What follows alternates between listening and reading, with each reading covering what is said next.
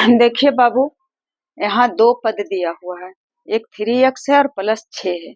तो दोनों पद को गुणनखंड निकालेंगे तो क्या हो जाएगा। पहले तो 3 का और 3x का गुणनखंड हम लोग करेंगे तो इसका हो जाएगा अलग 3 और गुने x, 3 गुने x हो गया 3x। और उसके बाद फिर क्या है, उसके बाद फिर है 6। तो 6 का गुणनखंड हो करेंगे तो 3 दूना 6, यानी इसका गुणनखंड करेंगे तो पहले जोड़ है तो जोड़ का चिन्ह दे दिए और उसके बाद 2 और गुने 3, क्या हो गया 6 का गुणनखंड कर लिए। 2 गुने 3 क्या चीज का गुणनखंड हो गया, 6 का गुणनखंड हो गया। दो पद है दोनों का गुणनखंड किए। पहला का किए 3 गुने x और प्लस क्या किए तो 2 गुने 3 यानी 3 दूना 6।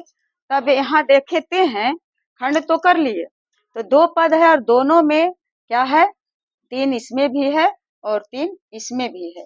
तो 2 पद या 3 पद या 4 पद रहता है और उसमें कोई संख्या है 1 या 2 या 3, कोई कितने भी संख्या रह सकता है। अगर दोनों में मौजूद रहे, तीनों में मौजूद रहे तो उसे कहते हैं सार्वगुणनखंड या उभयनिष्ठ गुणनखंड। तो इसमें सार्वगुणनखंड कौन हो जाएगा, सार्वगुणनखंड। जब गुणनखंड अभाज्य गुणनखंड मैं बताई थी तो उसमें भी तो सार्वगुणनखंड बताए थे। सार्वगुणनखंड या तो कहें या उभयनिष्ठ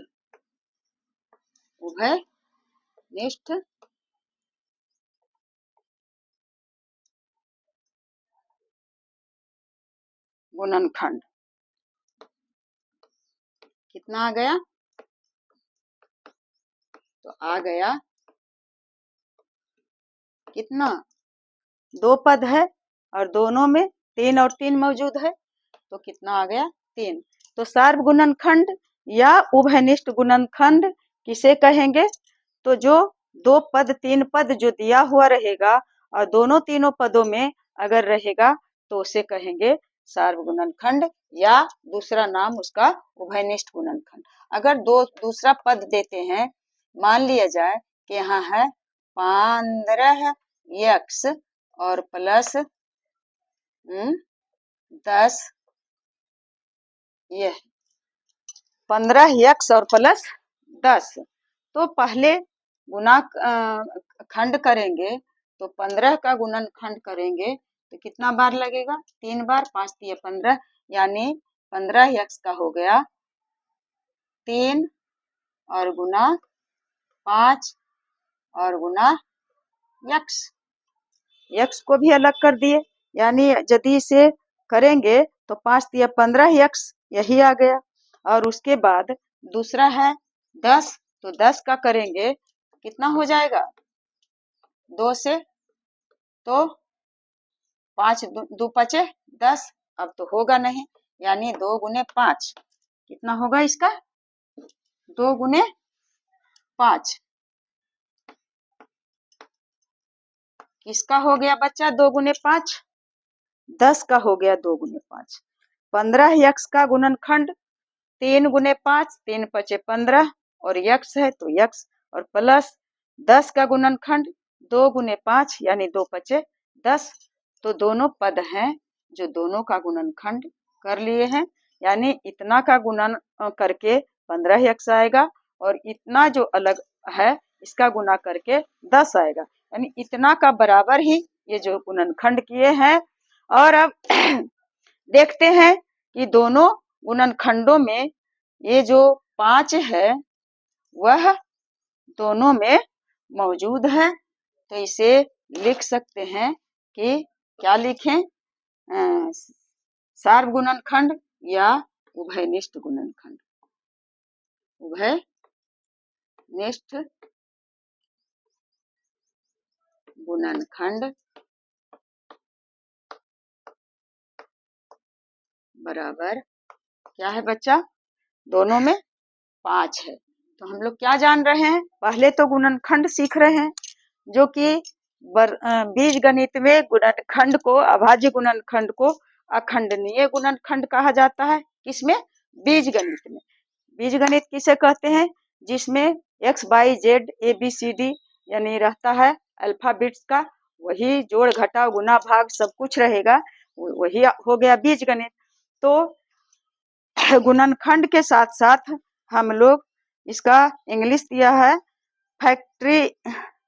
factorisation by common factor. Factorisation by common factor का मतलब है कि हम लोग कहते हैं कि कॉमन ले लेंगे। कॉमन का मतलब है, अब जैसे यहाँ क्या है, 15 अजोड़ 10 है, और तो इसमें हम कॉमन क्या चीज ले सकते हैं? जब इसे गुणनखंड करेंगे तो ये हो जाएगा 3 गुने 5, और उसके बाद जोड़ इसमें क्या हो जाएगा? 2 गुने 5। तो दोनों संख्या में उभयनिष्ठ संख्या कौन है? इसमें भी 5 है और इसमें भी 5 है। तो ऐसे कर सकते हैं, 5 ले लिए कॉमन, यानी यह जो उभयनिष्ठ गुणनखंड है जो दोनों में मौजूद है, यानी 5 दिया 15, यहाँ दे दिए 3, और फिर जोड़ 5 दूना 10 दे दिए 5 ले लिए कॉमन। अगर इसे हम तोड़ेंगे फिर तो 5 दिया 15 और जोड़ 5 दूना 10 आ गया। यही तो उभयनिष्ठ वही होता है जो हम लोग कहते हैं कॉमन। कॉमन लेंगे कैसे? अब जैसे यहाँ दिया हुआ है बच्चा कि 2 और गुने 4 x, तो इसमें हम दिया हुआ है तो कॉमन ले सकते हैं। क्या ले लेंगे? तो इसमें इसका मतलब है 2 गुने 1, 2 इकाई 2, और फिर 2 गुने इसका क्या हो जाएगा? 2 गुने 2 और गुने x, तो 2 दूनी 4x। अब कॉमन लेने की बात आएगी तो उभयनिष्ठ इसमें कौन है? तो 2 इसमें भी है और इसमें भी है, तो x नहीं ले सकते हैं, लेकिन 2 दोनों में मौजूद है, तो 2 को बाहर निकाल लेंगे, और 2 इकाई 2 यहाँ रह जाएगा 1, और प्लस 2 दूना 4 यहाँ हो जाएगा 2x। अब इसे करेंगे फिर तो 2 इकाई 2 और प्लस 2 दूनी 4x, कितना आ गया? 2 प्लस 4x। ऐसे ही शुरू से बेसिक ही जानिए थोड़ा थोड़ा, तो भी आपको आएगा समझ में। वही उभयनिष्ठ है जो 2 या 3 पद रहेगा, और वह उसमें सभी गुणनखंड, तीनों में जो गुणनखंड मौजूद रहेगा उसी को हम कहेंगे कॉमन। उसी को कहते हैं कॉमन लेना, कॉमन लेते हैं, उसी को कहते हैं कि factorisation by common factor. Common factor कौन है? इसमें 5 है, इसमें कौन है? 3 है। इंग्लिश जो पढ़ते हैं वे जानेंगे, हम लोग तो इंग्लिश में है ही नहीं, तो कॉमन ही कहा जाता है, ज्यादा करके कॉमन ही लोग कहते हैं। अब जैसे है कि गुणनखंड यहाँ दिया हुआ है, अगर कि a गुने b और फिर प्लस a गुने c, यानी इसे हम अगर बिना गुना का लिखेंगे तो क्या हो जाएगा? ab और प्लस ac, ऐसे होगा। तो इसे अगर हम गुना निकालेंगे कॉमन संख्या, कॉमन लेंगे फैक्टर, तो b है इसमें, c है इसमें नहीं है, b a और a दोनों में है, तो a को ले लेंगे और क्या करेंगे? b और प्लस c, ऐसे a को ले लिए, दोनों में a है, a को ले लिए और b बच गया और प्लस c। यदि इसे हम फिर हल करेंगे तो a गुने b यानी ab और प्लस a गुने c, तो हो जाएगा ac। आ गया ab और प्लस ac। कॉमन फैक्टर क्या है समझ गए? उभयनिष्ठ गुणनखंड कौन होता है आप लोग समझ गए होंगे। तो इस तरह से इसमें हम a कॉमन ले सकते हैं, b और c कॉमन नहीं ले सकते हैं। अब हम लोग इससे आगे अगर चलते हैं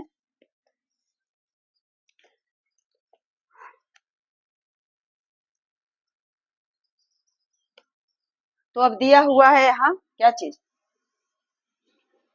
दिया हुआ है 11x/22 और +22 11x/22 और +22 तो 11x/22 और +22 है तो इसका x/22 और +22 तो पहले इसका गुणनखंड करेंगे बच्चा। तो 11 को तो कोई तोड़ ही नहीं सकते हैं, 1 गुने 11 होगा और बाकी इससे कुछ नहीं, तो एक थोड़े है अभाज्य संख्या। अब इसे सिर्फ 11 रखेंगे तो 11 और x और y यानी 11 और गुना x और गुना y इसका हो गया गुणनखंड। और उसके बाद फिर 22 का क्या करेंगे, जब भी लगेगा तो 2 बार लगाएंगे और 11 दूनी 22 यानी +2 और गुने 11 इसका हो गया। किसका? इस 22 का। अब इसमें कॉमन फैक्टर कौन होगा? कॉमन फैक्टर कौन होगा? उभयनिष्ठ गुणनखंड। तो उभयनिष्ठ गुणनखंड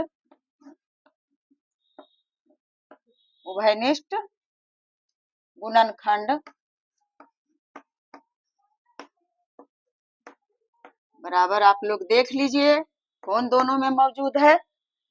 तो x है इसमें नहीं है, y है इसमें नहीं है, 11 है और इसमें 11 है, 2 है लेकिन इसमें नहीं है, तो कॉमन फैक्टर कौन हो गया? हो गया 11।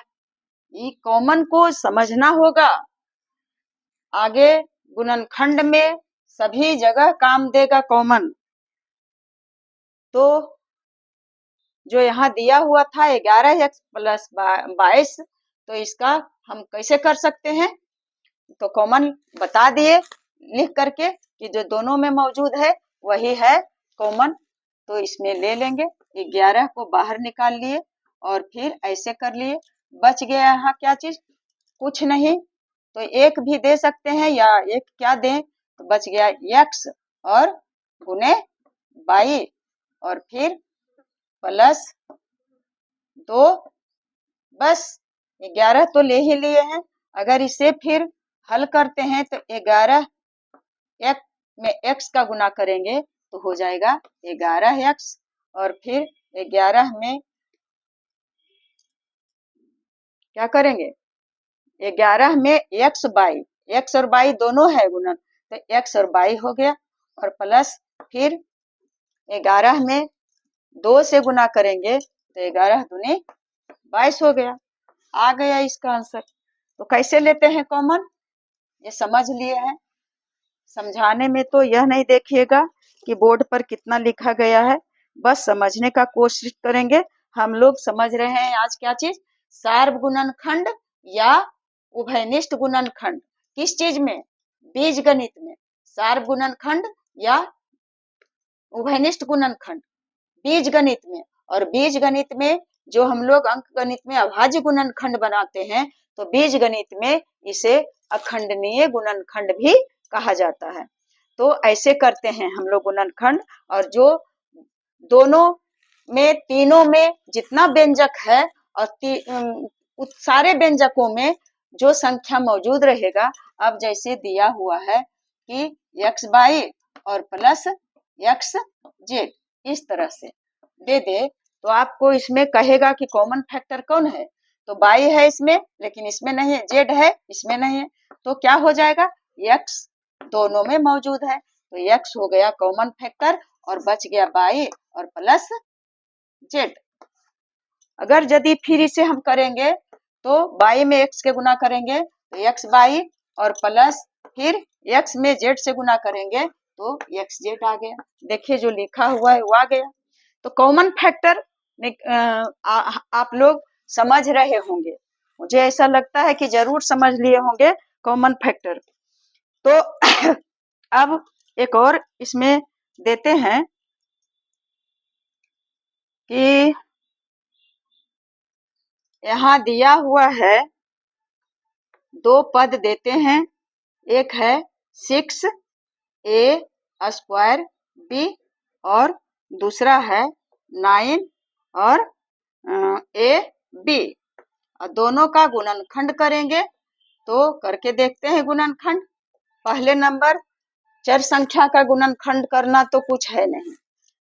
अचर संख्या है 6, तो 6 का गुणनखंड करेंगे तो 2 गुने 3 हो गया, 2 गुने 3 और उसके बाद a² है तो गुने a और गुने a हो गया 2 बार और फिर गुना b। अब इसका टोटल गुणनखंड कर दिए। अब 9 का गुणनखंड करना है तो 9 2 से नहीं कटेगा, 3 से कटेगा, 3 तिया 9, यानी इसका हो जाएगा 3 गुने 3, किसका? 9 का। और फिर a पर पावर नहीं है तो गुना a और b पर पावर नहीं है तो गुना b, यानी इसका गुणनखंड क्या हो गया? 3 गुने 3 गुने a गुने b। अब हम लोग क्या देखेंगे कि कौन है जो कॉमन फैक्टर है। तो कॉमन फैक्टर यानी उभयनिष्ठ गुणनखंड दोनों पदों में कौन कौन मौजूद है? दोनों पदों में बस बोल देते हैं, लिखूं कितना? इसमें भी 3 मौजूद है और इसमें भी 3 मौजूद है। ए इसमें भी है और ए इसमें भी है, बाकी बी है और बी नहीं है। तो क्या क्या चीज है? 3 है, हाँ क्या है? बी है। तो 3 3 ए और बी बी, यानी 3 संख्या है जो कॉमन है, उभयनिष्ठ गुणनखंड है। उभयनिष्ठ गुणनखंड